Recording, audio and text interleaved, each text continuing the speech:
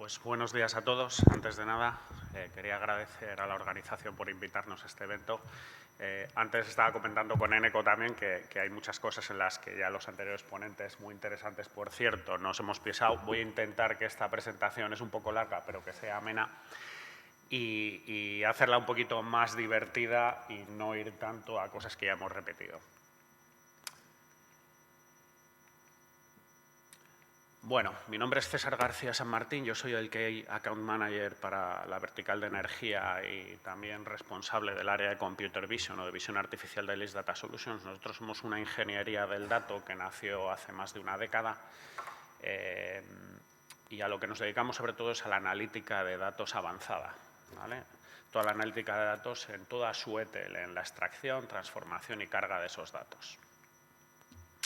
Bueno, aquí es un poco otra visión, un poco más del ciclo del dato, desde la captura, como decíamos, el almacenamiento, los RPAs, la inteligencia artificial y todo ese BI que tienen todas estas nuestras soluciones. Aquí os quiero contar, antes de nada, de entrar en un poco... Bueno, quería comentaros que he dividido un poco la presentación, también la he hecho un poco a mi imagen y semejanza. Yo soy el responsable de la energía y voy a hablar de muchos casos prácticos en soluciones para empresas del sector de la energía, desde utilities o empresas petroleras. Bueno, ahora lo veremos. Pero lo que sí que quería era diferenciar un poco en ejemplos entre IA y IA generativa. Aquí se está hablando de IA generativa, pero muchas de nuestras soluciones también corren con ejemplos de IA, ¿no? Con algoritmia normal y corriente, de la que hablábamos todos los días. Dentro de estos proyectos que abordamos siempre, les abordamos con un proceso de implantación que tiene 8 pasos básicos en todos nuestros proyectos, ¿no? Uno es el objetivo, el definir los objetivos del proyecto con el cliente. La segunda es la extracción de los datos relevantes del proyecto, es decir, toda esa extracción de datos. La tercera es el almacenamiento, es decir, el meterlos en un data warehouse, es decir, en una especie de contenedor donde vamos a recopilar todas las fuentes de datos de las que nos vamos a nutrir. Y la preparación y la limpieza de esos datos y su normalización para después el poderle aplicar ese modelado de datos con esa algoritmia que utilizamos a través de algoritmos propios o externos o nutrirnos de variables exógenas. Después de ahí lo que vamos a diseñar es el diseño de los KPIs con unos gráficos, unos indicadores, unos cuadros de mandos y lo que vamos a hacer es dar esa validación del resultado con el cliente y a partir de ahí implantamos esa solución en un entorno operativo para después tener una monitorización en constante y un reporting. A partir de aquí, soluciones de IA generativa. Todos hemos estado hablando, anteriores ponentes han estado hablando sobre el tema de los LLM bots, ¿vale? O lo que es ChatGPT, Llama, Copilot. Nosotros desde LIS desarrollamos, bueno, llevábamos ya más o menos unos 10 años desarrollando chatbots normales, chat conversacionales y asistentes de voz. Y hace 2 años, más o menos, con la irrupción de OpenAI, con el ChatGPT, se nos abrió una puerta más de poder tener nuestro propio LLM bot. Bueno, aquí en la presentación veréis ahí que pone GPT App, era como lo denominábamos hasta hace unas semanas que OpenAI nos envió una carta para decirnos que por temas de imagen, de marca y demás teníamos que cambiar el nombre de nuestra solución, así que ahora lo llamamos LIS LLM. No somos muy originales, pero bueno. Al final, ¿qué es lo que hemos hecho? Es un asistente de inteligencia artificial multimodal en el que nos permite acceder a diferentes verticales dentro de una empresa. Es decir, nosotros hemos desarrollado un LLM bot en el que tiene varias verticales. Uno que es un asistente de mantenimiento, os voy a enseñar ahora un par de ejemplos. Un asistente para licitaciones, que de este estamos muy orgullosos de él, un asistente de producción, otro de logística, otro de transporte y otro de empresa. ¿Qué es lo que hacemos? Como veréis aquí en la parte izquierda de la pantalla, veréis ahí, este es un asistente que tenemos legal, en el que veréis que hemos introducido ciertos documentos que son el Código Civil, la Constitución, la Ley de Arrendamientos Urbanos, Ley de Condiciones Generales, Consumidores, Ley Hipotecaria y muchos más. ¿Y cómo lo hacemos? Lo nutrimos a través de PDFs, TXT, CSV, incluso ahora ya podemos, con la tecnología que nos provee OpenAI y Llama y algún otro modelo más, nos permite el analizar vídeos y el analizar imágenes. ¿Qué es lo que hacemos? A través de un drag and drop volcamos todos estos PDFs o estos textos y los convertimos directamente en una base de datos vectorizada, y a partir de ahí podemos empezar a hacer ya preguntas. Mucho se ha hablado del tema de las alucinaciones. Seguramente que vosotros, alguna vez que habéis utilizado el ChatGPT y habéis preguntado, y a alguien le habéis preguntado sobre algo, se ha inventado la respuesta. Nosotros no le damos esa capacidad, hemos trabajado mucho en ello. ¿Por qué? Porque solamente le educamos en el contexto en el que hemos introducido todos esos datos. Es decir, si nosotros ahora, con estos datos que tenemos aquí del Código Civil, la Constitución y demás, le preguntásemos cuánto es 2 más 2, nos diría que él no está preparado para ese contexto. ¿Por qué? Porque está solamente educado para la información que le hemos introducido. Tenemos otro asistente, que es el de licitaciones, que lo que hacemos directamente es, para ahorrar a los departamentos legales o los departamentos de licitaciones de las empresas el tiempo a la hora de cuando tienen un pliego o les llega un pliego, el leerse todo el pliego, simplemente embebemos o hacemos con ese drag and drop todo ese pliego, le introducimos dentro de nuestro LLM bot, y a partir de la información que tiene nuestra, que coge vía API a través de nuestro CRM o coge directamente a través del ERP, es capaz de prescribirnos en segundos si somos capaces de poder llegar a esa licitación. Es decir, nos puede decir, oye, mira, vosotros en esta licitación lo que nos pide es que tengamos 5 técnicos con una experiencia de en 5 años de tal, y nosotros solamente tenemos 3, lo descartamos completamente. O simplemente, respecto a otras licitaciones en las que hemos estado trabajando, sabemos más o menos cuál es el precio objetivo de esa licitación y saben que nosotros no vamos a llegar, o sí que vamos a llegar. O en la última licitación, que ha sido parecida de ese tipo de contrato, hemos llegado a unas cifras parecidas, o que tenemos una capacidad de hacer una baja, que no sea una baja temeraria, o que llegue a un 5 o un 10% para poder ajustar mucho más los márgenes. Aquí lo tenemos como un asistente de mantenimiento, lo utilizamos en la industria del automóvil para que los operarios de una línea de producción, es decir, a través de un wearable, un pinganillo o una pantalla, sean capaces en un momento determinado, en un momento de duda, sean capaces de preguntarle al GPT y decirle, por favor, dime cuál es el par de apriete de esta tuerca o cuál es el orden de encendido de una máquina en el momento en el que se nos ha apagado. Siempre quiero recalcar con todo esto que toda la información que nosotros nutrimos a este LLM bot es información que es confidencial y que nunca sale de los servidores de la empresa. Es decir, esta información es una información privada. Antes alguien decía por aquí que estaba muy preocupado por el tema de que él había metido su nómina dentro de ChatGPT. Aquí no tendríamos ese problema porque esa información quedaría siempre dentro de nuestro servidor y nunca saldría fuera. Y lo utilizamos también en transporte simplemente pues, como una especie de tarificario, ¿no? Para tarificar un porte, por ejemplo. Tenemos empresas de transporte que trabajan con palets, con volumetrías, y necesitan saber cuál sería el precio de un porte, de un tráiler, llenándole con ciertos metros cúbicos, con ciertos tipos de palets, desde un código postal de origen al destino, y es capaz de directamente de darnos un preciario. A partir de aquí, ¿qué es en lo que estamos empezando a trabajar? Porque sí que es verdad que muchos de los que estáis aquí lo conocéis, muchos de los ponentes que ha habido aquí tienen su propio LLM bot y cada vez es mucho más amplio. Y nosotros llevamos trabajando desde hace más o menos, os diría casi un año, un poquito menos, en lo que es la IPA, la automatización de procesos inteligentes. Es decir, combinamos esas tareas repetitivas robóticas que son los RPA con inteligencia artificial o con IA generativa. ¿Y eso qué nos da? La IPA, ¿no? Que como nosotros le llamamos Chenoa, ¿no? Es nuestro Chenoa. ¿Por qué? Porque cuando tú vas, él vuelve de allí. Es decir, es capaz, y ahora os voy a poner un ejemplo muy claro, es capaz de prescribir y adelantarse a acontecimientos.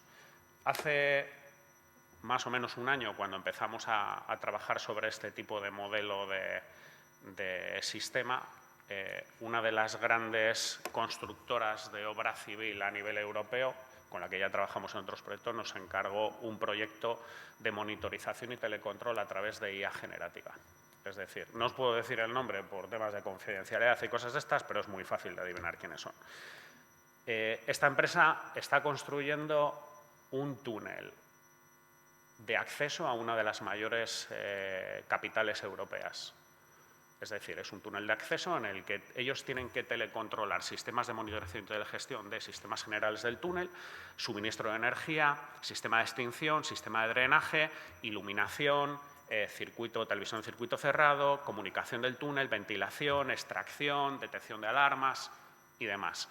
¿Qué es lo que nos pedía esta empresa? Que ya no solamente pudiéramos a través de ese LLM-bot el poder controlar todos esos sistemas, ¿no? De decirle, oye, mira, pues enciéndeme el ventilador o enciéndeme las luces o los semáforos, porque, sino que sea capaz de prescribir a través de toda esa inteligencia artificial generativa y a través de variables exógenas. Es decir, nosotros dentro de nuestros modelos de datos con los que trabajamos mucho, trabajamos la palabra predicción, modelos predictivos, luego lo veremos.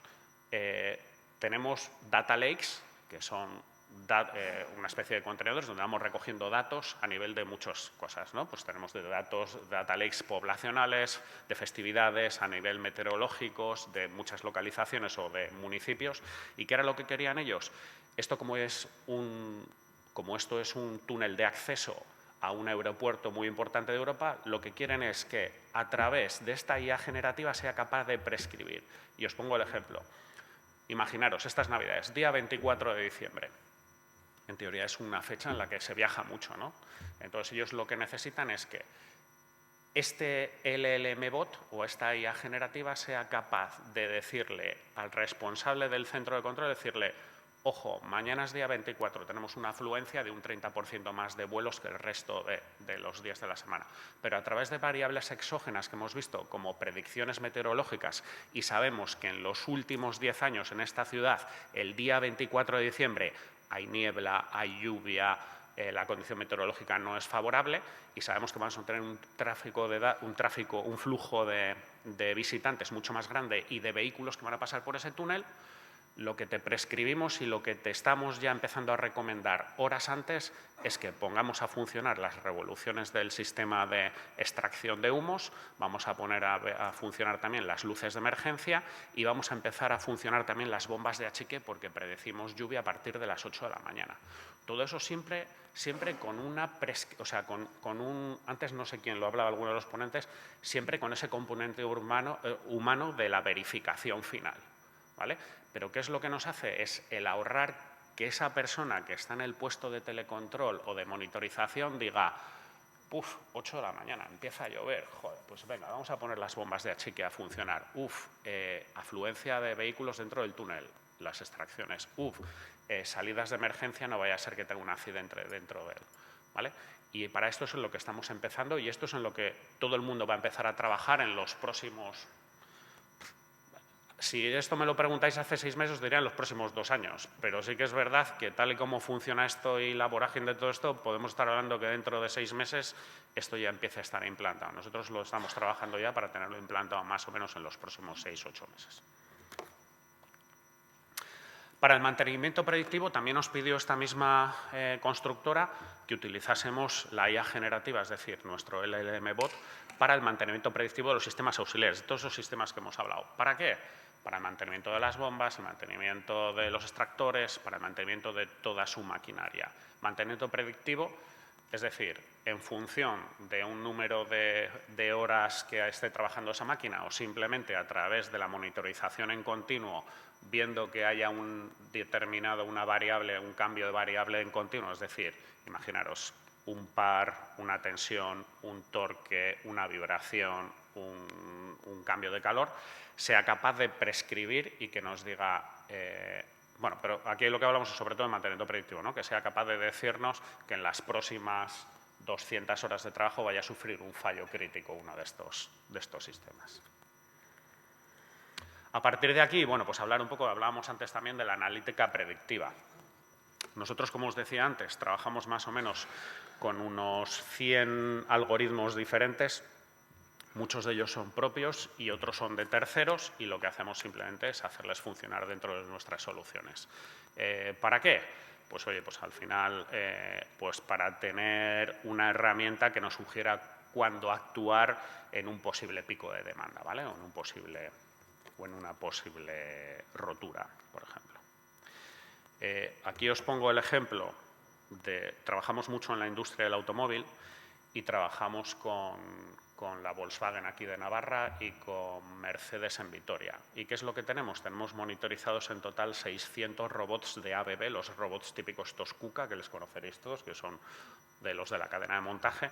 ¿Y qué es lo que tenemos? El fabricante detectó en su momento que tenía ciertos fallos críticos, creo que son 7 o 8 fallos críticos, y nosotros lo que hacemos es monitorizar en continuo, como os decía, temperatura, vibración, ángulo de ataque, par, y en el mismo momento, a través de ese entrenamiento y con ese histórico de datos, en el mismo momento en el que vemos una variación en continuo, somos capaces de prever cuándo va a haber una rotura o va a haber un fallo crítico de esos definidos dentro de esos brazos robóticos.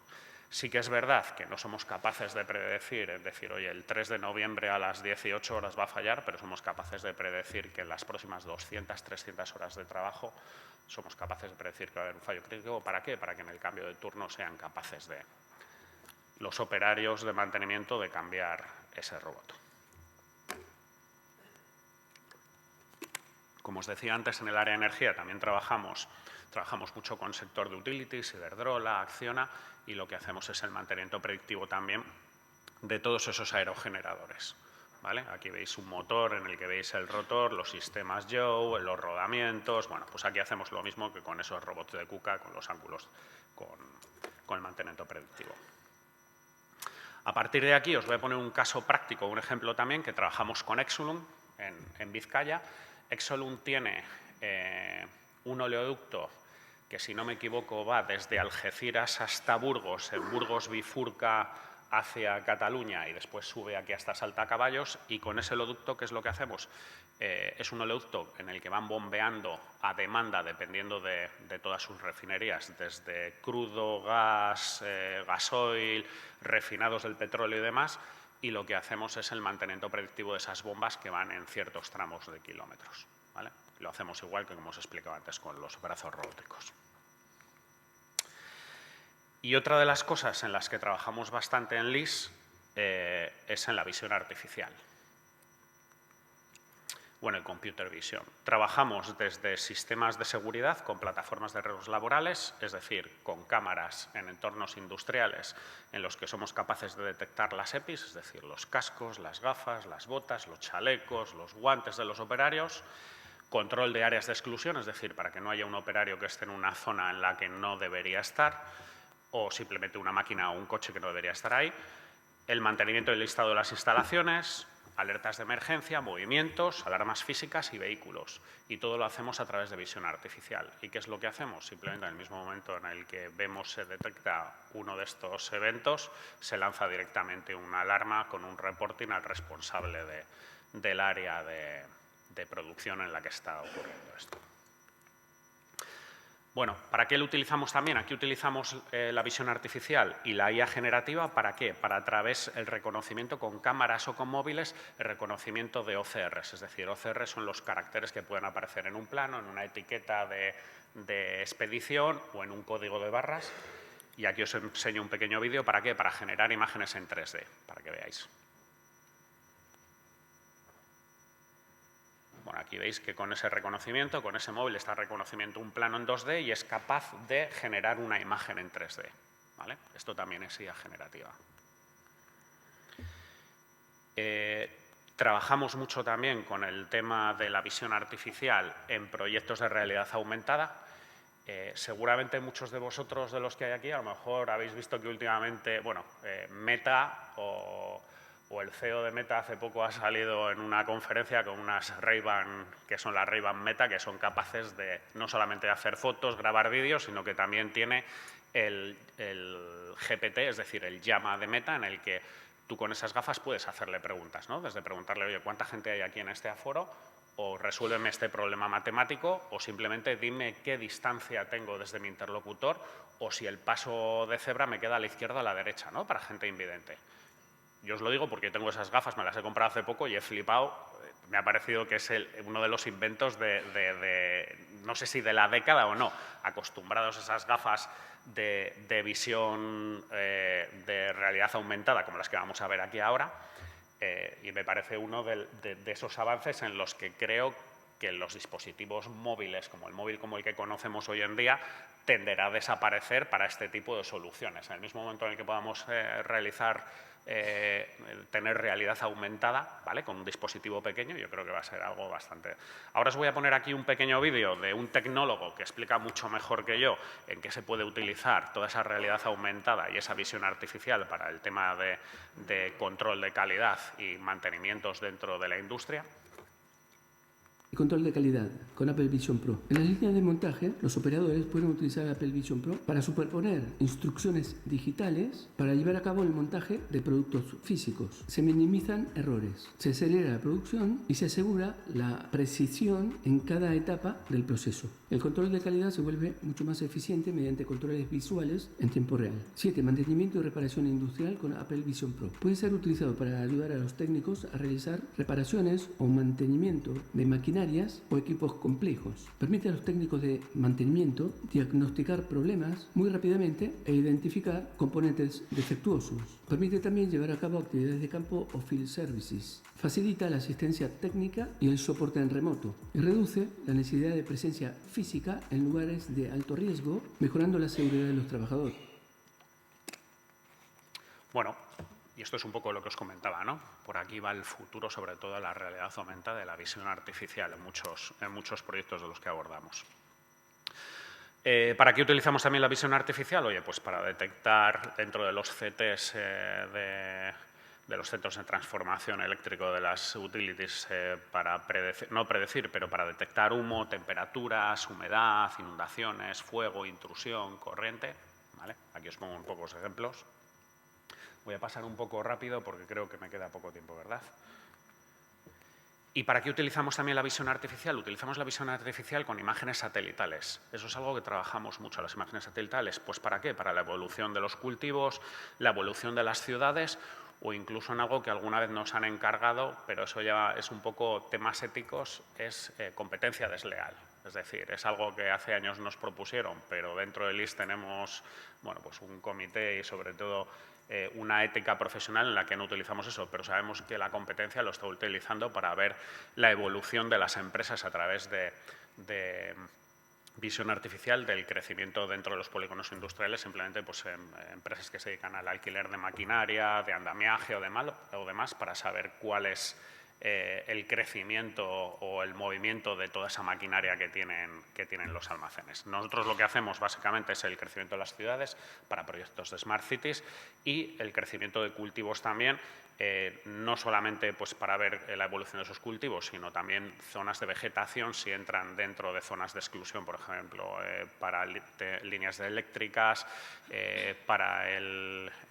auditamos también la Red Nacional de Carreteras con visión artificial, pues para ver el estado de las señales verticales, horizontales, los viales o si hay algún tipo de elemento en estas carreteras.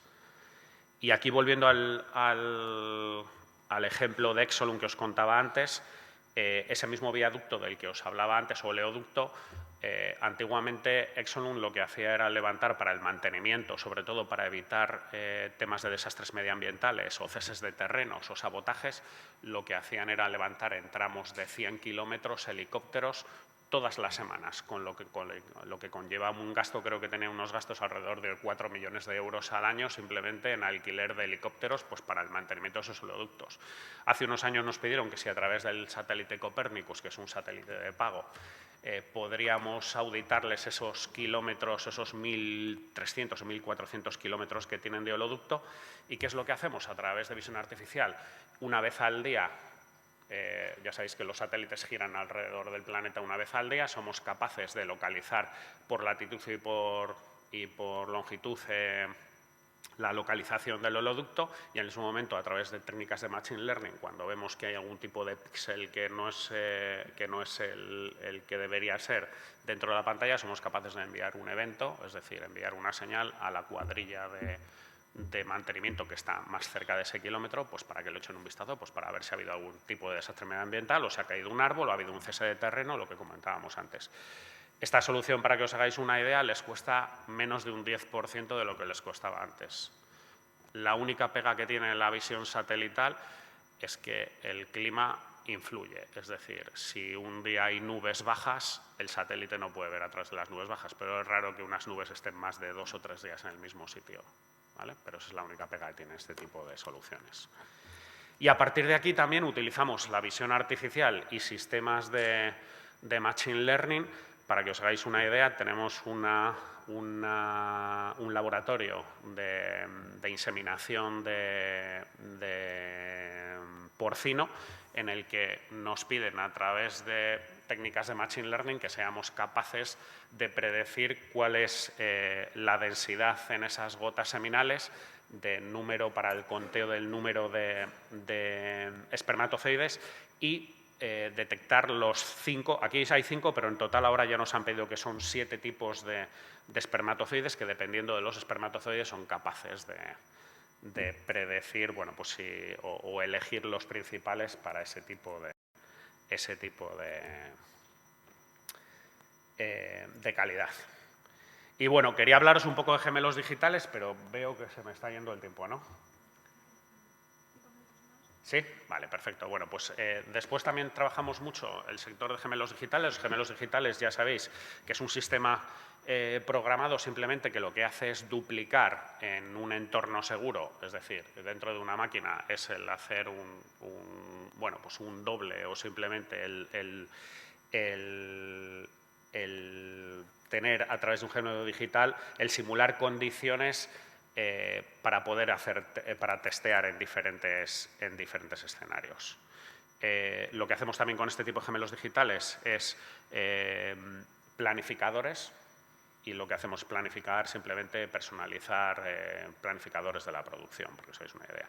Aquí os pongo un pequeño vídeo de una mina que tenemos en Chile y que hemos mapeado con drones pues para simplemente tener en 3D mapeada toda la mina y podamos hacer ese tipo de simulaciones o la empresa que pueda hacer ese tipo de simulaciones.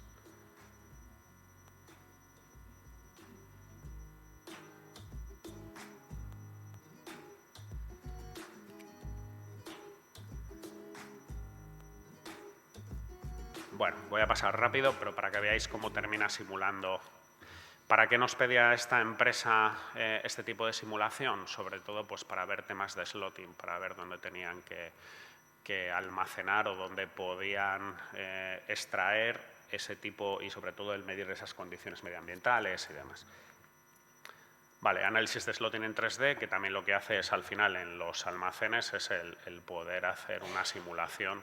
Sobre todo esto lo utilizan mucho en los puertos para ver dónde colocan todos esos containers para ver esa optimización de espacios.